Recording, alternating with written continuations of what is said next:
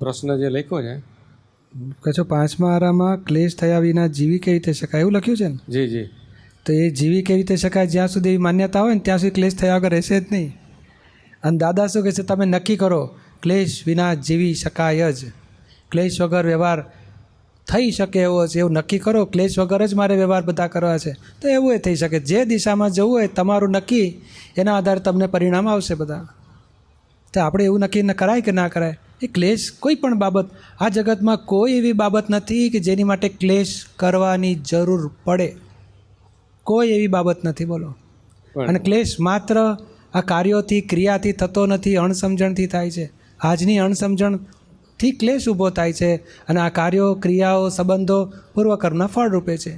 તો આજની અણસમજણ હોય તો જ ક્લેશ થાય. એ અણસમજણ નિકાલ કરી નાખો તો ક્લેશ બંધ થઈ શકે. વ્યવહાર તો ચાલે એવો જ છે. વ્યવહાર તો આપણા ધાર્યા પ્રમાણે નહીં, કર્મોના ફળ રૂપે ચાલ્યા જ કરતો હોય છે. સમજાય ને? હા, બરાબર. એટલે આવું નિશ્ચય કરી નાખજો આજથી. ક્લેશ થયા વિના રહે જ નહીં, ક્લેશ તો કરવો જ પડે. સમજાય ને? જી જી. એ ના, ક્લેશ કર્યા વગર જીવન સારામાં સારું ચાલે. કોઈ કાગડા કૂતરા, બધા કૂતરાને તો આપણે રોજ સાંભળતા હોઈએ છીએ, પણ એ લોકો મયોમય ક્લેશ નથી કરતા. બાજુવાળો કોઈ આવ્યો ને તો કકડાટ કરી મૂકે બધા.